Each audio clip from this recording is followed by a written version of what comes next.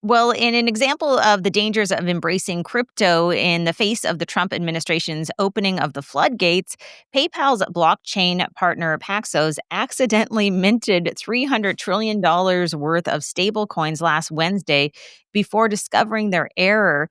Jeff, if I am understanding what stablecoins claim to be, they're supposed to be backed by US dollars and redeemable on a one to one basis with that currency. So it does seem a little bit strange that a company could mint twice the entire planet's GDP worth of stablecoins, and it only took about 20 minutes. It lasted for about 20 minutes at least. Paxos said this was an internal technical error. There is no security breach. Customer funds are safe. We have addressed the root cause. But I'm no crypto expert, but it does seem like there'd have been about 20 minutes where someone could have done something with an amount of money that would make even the biggest billionaire bro blush. So it's definitely not a confidence booster that this happened. But speaking of things that make billionaire bros happy, according to the Digital 2026 report from Meltwater and We Are Social, it looks like the number of users of AI apps, which include ChatGPT, Google Gemini, Claude, it now exceeds 1 billion users. And the entirety of that growth, we have to remember, happened since ChatGPT's launch, which was only a few years ago in November 2022. And ChatGPT does account for about 80% of those users. So the numbers are really pretty impressive and show how quickly AI is being adopted by consumers. Yeah, I mean, it is incredible just to see in a few years. I don't think we've seen tech adoption like this, at least in our lifetime. And as much as consumers may be turning to AI tools, it is worth noting that an almost 30,000 person survey conducted by Pew Research Center found that only about 16% of respondents were more excited about the possibilities of AI than were concerned about what may happen with AI in the future. I see this at my keynotes all the time. We've covered some questionable behavior from some of these big AI companies, especially in the social space, which I'm sure doesn't help with that confidence. And NBC has recently reported that at least seven nonprofits have been critical of OpenAI, and they have received subpoenas in the past few months that are allegedly part of the case between OpenAI and Elon Musk. This never goes away, but which the nonprofits say are designed to actually intimidate and silence them. Yeah, and you know, the subpoenas, they ask for information about the nonprofit organization's funders and donations, as well as for a host of other documents. So it seems plausible that's exactly what OpenAI is trying to do.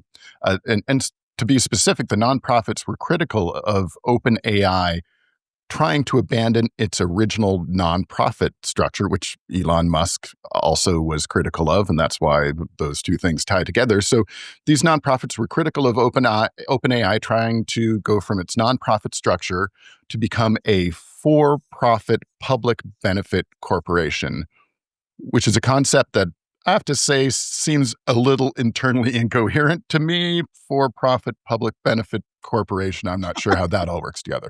But uh, but AI says it's required for them to raise the capital to accomplish its mission, that they become a for-profit company. So that is what they say is motivating them in this quest to go from a nonprofit to something where they can get at even more money.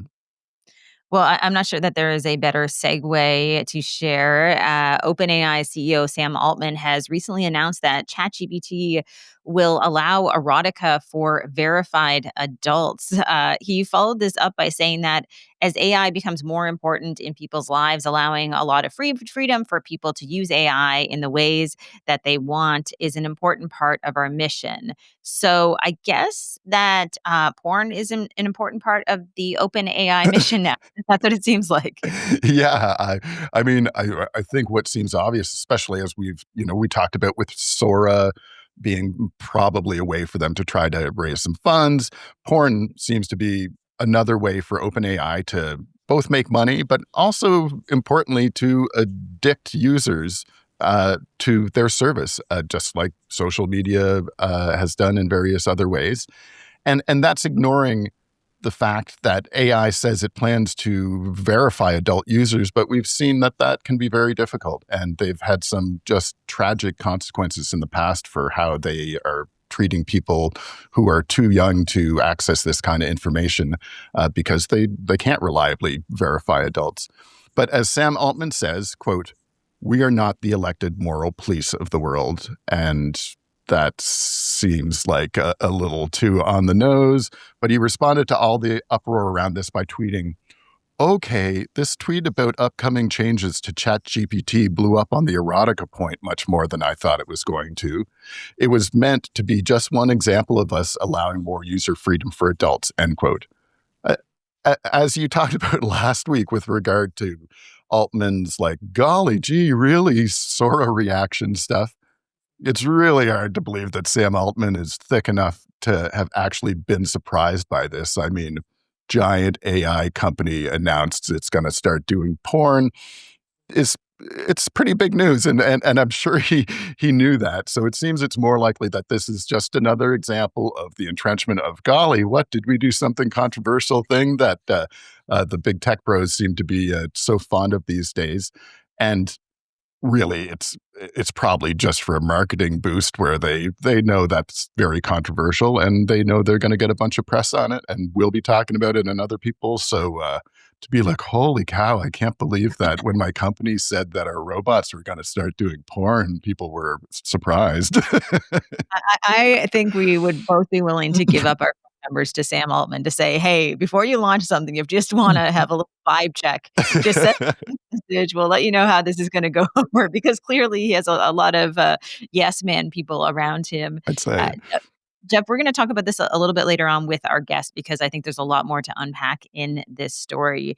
And in another porn related story, the state of Wisconsin has put forward a bill that would require adults only sites to block VPNs in order to make it harder to get around their age verification laws.